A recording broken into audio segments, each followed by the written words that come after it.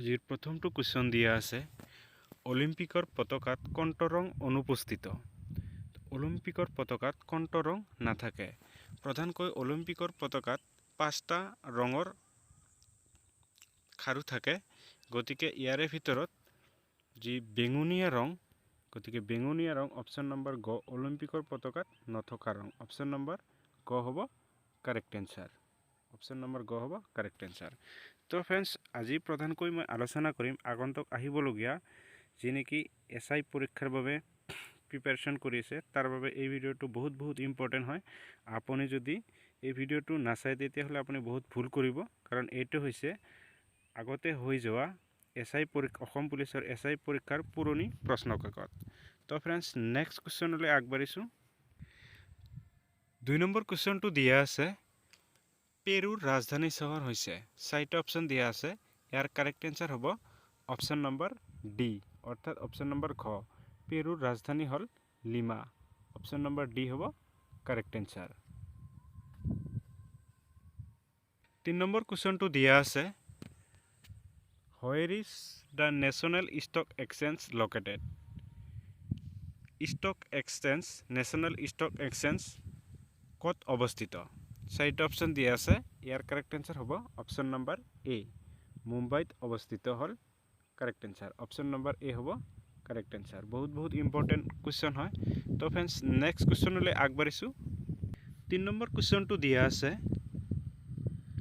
এটা কম্পিউটাৰৰ পৰা আন এটা কম্পিউটাৰলৈ ফাইলসমূহ স্থানান্তৰিত কৰিবলৈ ব্যৱহাৰ্য হাৰ্ডৱেৰ উপাদানটো নিম্নলিখিত তালিকাৰ পৰা চিনাক্ত কৰা যেতিয়া নেকি কোনো এটা ডাটা এটা কম্পিউটাৰৰ পৰা আন এটা কম্পিউটাৰলৈ ট্ৰান্সফাৰ কৰা হয় কি ব্যৱহাৰ কৰা হয় আমি সকলোৱে জানো ইউএসবি ফ্ল্যাশ ড্ৰাইভ ইউএসবি অৰ্থাৎ কেবল ব্যৱহাৰ কৰা হয় অপচন নম্বৰ খ হ'ব কাৰেক্ট এনসাৰ বহুত ইম্পৰ্টেন্ট কোৱেশ্চন হয় তো फ्रेंड्स নেক্সট কোৱেশ্চনলৈ আগবাঢ়িছো আৰু আপোনালোকৰ এই কোৱেশ্চনবোৰ চালে আইডিয়া হ'ব অসম পুলিচৰ এসআই পৰীক্ষাৰ কেনেকুৱা ধৰণৰ কোৱেশ্চন আহিব পাৰে নেক্সট কোৱেশ্চনটো দিয়া আছে 5 নম্বৰ কোৱেশ্চনটো দিয়া আছে উত্তৰ ভাৰতৰ সিন্ধু গাঙ্গে সমতল ভূমিক দক্ষিণ ভাৰতস্থিত দাক্ষিণাত্য মালভূমিৰ পৰা পৃথক কৰা পৰ্বতমালাটো হৈছে কাৰেক্ট এনসাৰ হ'ব অপচন নম্বৰ বি অৰ্থাৎ অপচন নম্বৰ খ হ'ব কাৰেক্ট এনসাৰ হাতপুৰা আৰু বিন্ধ্যাচল পৰ্বতমালা হ'ব কাৰেক্ট এনসাৰ আৰু মালভূমি দক্ষিণাত্য মালভূমি আৰু এই মালভূমিটোৰ নাম হল ডেকান মালভূমি মনত ৰাখিব নেক্সট কোৱেশ্চনটো দিয়া আছে নিম্নলিখিত নদীসমূহৰ কোনখন নদীৰ উৎপত্তি হিমালয়ৰ পৰা নহয় সিন্ধু গংগা যমুনা কাৰেক্ট এনসাৰ হ'ব অপচন নম্বৰ ডি অৰ্থাৎ অপচন নম্বৰ খ নৰ্মদা নদীৰ উৎপত্তি কোনো হিমালয়ৰ পৰা হোৱা নাই অপচন নম্বৰ খ হ'ব কাৰেক্ট এনসাৰ নেক্সট কোৱেশ্চনটো দিয়া আছে কোৱেশ্চন নম্বৰ 7 দিয়া আছে কিমান উষ্ণতাত পানীৰ ঘনত্ব সৰ্বোচ্চ হয় পানীৰ ঘনত্ব সৰ্বোচ্চ হয় 4 ডিগ্ৰী সেলসিয়াছত অপচন নম্বৰ ডি অৰ্থাৎ অপচন নম্বৰ খ হ'ব কাৰেক্ট এনসাৰ নেক্সট কোৱেশ্চনটো দিয়া আছে সমাজ বিজ্ঞানৰ কোন শাখাত সম্পত্তিৰ উৎপাদন বিতৰণ আৰু উপভোগ সম্পৰ্কীয় অধ্যয়ন কৰা হয় বাণিজ্য অৰ্থনীতি ৰাজনীতি বিজ্ঞান সমাজতত্ত্ব কাৰেক্ট এনসাৰ হ'ব অপচন নম্বৰ খ অৰ্থাৎ অপচন নম্বৰ বি অৰ্থনীতি হ'ব কাৰেক্ট এনসাৰ নেক্সট কোৱেশ্চনটো দিয়া আছে নিম্নলিখিত তালিকাৰ পৰা স্বাভাৱিকভাৱে তেজস্ক্ৰিয় পদাৰ্থটি চিনাক্ত কৰা plutonium germanium osmium cadmium correct answer হ'ব অপচন নম্বৰ ক অৰ্থাৎ অপচন নম্বৰ এ প্লুটোনিয়াম হ'ব কাৰেক্ট এনসাৰ নেক্সট কোৱেশ্চনটো দিয়া আছে ভলিবল কোৰ্টত প্ৰতিটো পক্ষত কিমানজন খেলুৱৈ থাকে ভলিবল কোৰ্টত মুঠ খেলুৱৈ থাকে মুঠ খেলুৱৈৰ সংখ্যা হল 12 জন আৰু প্ৰতিটো পক্ষত থাকে 6 জনকৈ খেলুৱৈ অপচন নম্বৰ সি হ'ব কাৰেক্ট এনসাৰ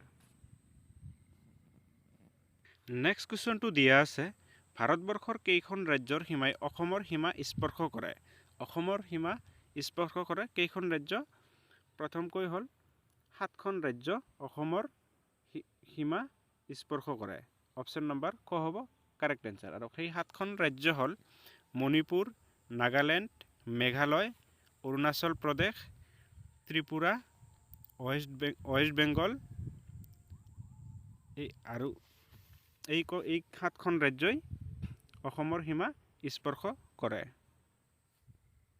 নেক্সট কুৱেশ্যনটো দিয়া আছে 1 জানুৱাৰী 2022 চনৰ সাপেক্ষে অসমৰ বিত্তমন্ত্ৰী কোন আছিল? অসমৰ বিত্তমন্ত্ৰী আছিলে অজন্তা নেওগ। অপশ্যন নম্বৰ ক হ'ব কাৰেক্ট এনচাৰ। আৰু বৰ্তমানো অজন্তা নেওগ আছে অসমৰ বিত্তমন্ত্ৰী। নেক্সট কুৱেশ্যনটো দিয়া আছে 31 মাৰ্চ 2022 চনৰ সাপেক্ষে অসমৰ মুঠ কেইখন জিলা আছে? অসমৰ মুঠ বৰ্তমান জিলাৰ সংখ্যা হ'ল 35খন। অপশ্যন নম্বৰ খ হ'ব কাৰেক্ট এনচাৰ। নেক্সট কুৱেশ্যনটো দিয়া আছে নিম্নলিখিত দেশসমূহৰ কোনখন দেশে অসমৰ সীমা স্পৰ্শ কৰে? অসমৰ সীমা প্ৰধানকৈ দুখন দেশে স্পৰ্শ কৰে। এখন হ'ল বাংলাদেশ আৰু ভূটান। গতিকে ইয়াতে বাংলাদেশ অপশ্যন নাই, গতিকে ভূটান। অপশ্যন নম্বৰ খ হ'ব কাৰেক্ট এনচাৰ। নেক্সট কুৱেশ্যনটো দিয়া আছে নিম্নলিখিত দলংসমূহৰ কোনখন আটাইতকৈ পূবত অৱস্থিত? নৰনাৰায়ণ সেতু, শৰাইঘাট দলং, ভূপেন হাজৰিকা সেতু, কলীয়া ভমৰা সেতু।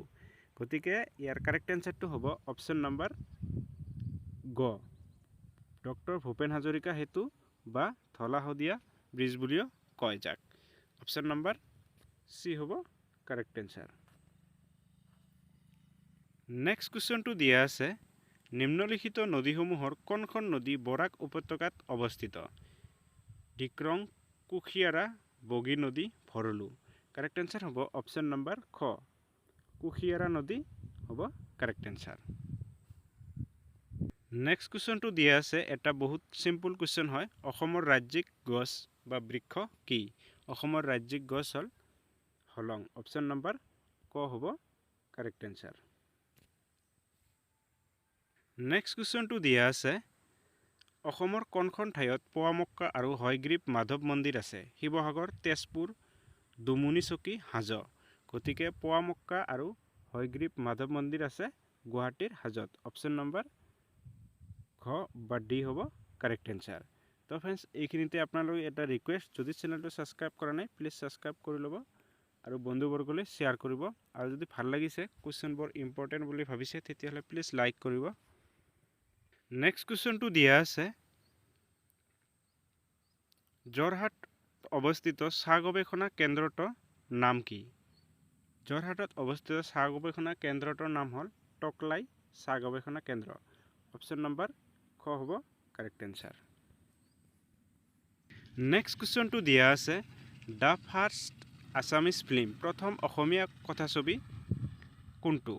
ইয়াৰ কাৰেক্ট এনচাৰ হ'ব অপশ্যন নম্বৰ চি, অৰ্থাৎ অপশ্যন নম্বৰ গ, জয়মতী আছিলে প্ৰথম অসমীয়া কথাছবি আৰু ইয়াৰ ৰচক আছিলে জ্যোতিপ্ৰসাদ আগৰৱালা। আৰু এই মুভিখন মুক্তি লাভ কৰিছিলে 1935 চনত। নেক্সট কুৱেশ্যনটো দিয়া আছে স্বৰাজ পাৰ্টি প্ৰতিষ্ঠা কৰা ব্যক্তিসকল। অপশ্যন দিয়া আছে 4টা। ইয়াৰ শুদ্ধ উত্তৰ হ'ব অপশ্যন নম্বৰ ঘ বা ডি, মতিলাল নেহেৰু আৰু চিত্তৰঞ্জন দাস আছিলে স্বৰাজ পাৰ্টি গঠন কৰা ব্যক্তি। নেক্সট কুৱেশ্যনটো দিয়া আছে ভাৰতীয় সংবিধানৰ কোনটো অনুচ্ছেদে ধৰ্ম, জাতি, বৰ্ণ, লিংগ আৰু জন্মস্থান ভিত্তিক বৈষম্যৰ ওপৰত নিষেধ আৰোপ কৰে? কাৰেক্ট এনচাৰ হ'ব অপশ্যন গ, অপশ্যন চি, অনুচ্ছেদ 50 হ'ব কাৰেক্ট এনচাৰ।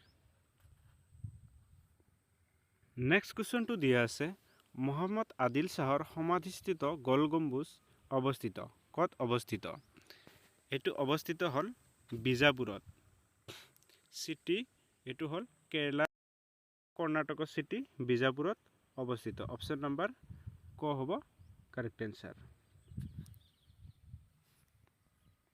নেক্সট কুৱেশ্যনটো দিয়া আছে ভাৰতীয় অসামৰিক বিমান চলাচল মন্ত্ৰণালয়ৰ উদ্যোগত হোৱা UDANৰ এ বৰ্ণটিৰ সম্পূৰ্ণ ৰূপটো কি?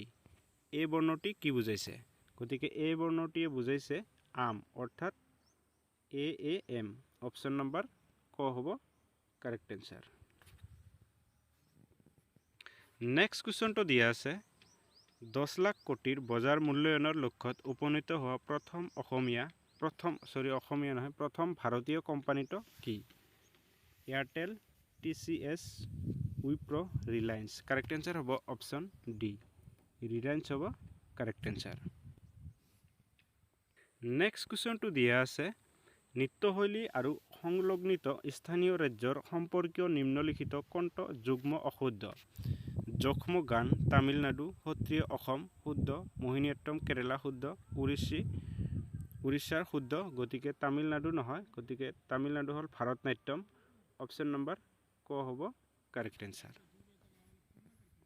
নেক্সট কুৱেশ্যনটো দিয়া আছে অসমৰ একমাত্ৰ ৰামসাৰ ক্ষেত্ৰ ৰামসাৰ সাইট কোনটো দীপৰ বিল বৰদলনি চান্দুবি বিল ডিব্ৰু চৈখোৱা কাৰেক্ট এনসাৰ হ'ব অপশন নম্বৰ ক দীপৰ বিল হ'ব কাৰেক্ট এনসাৰ নেক্সট কুৱেশ্যনটো দিয়া আছে নিম্নলিখিত মন্ত্ৰালয়সমূহৰ কোনটো বেটি বাচাও বেটি পঢ়াও আঁচনিৰ সৈতে সংযুক্ত নহয় কাৰেক্ট এনসাৰ হ'ব অপশন নম্বৰ খ গ্ৰাম্য উন্নয়ন মন্ত্ৰালয় হ'ব কাৰেক্ট এনসাৰ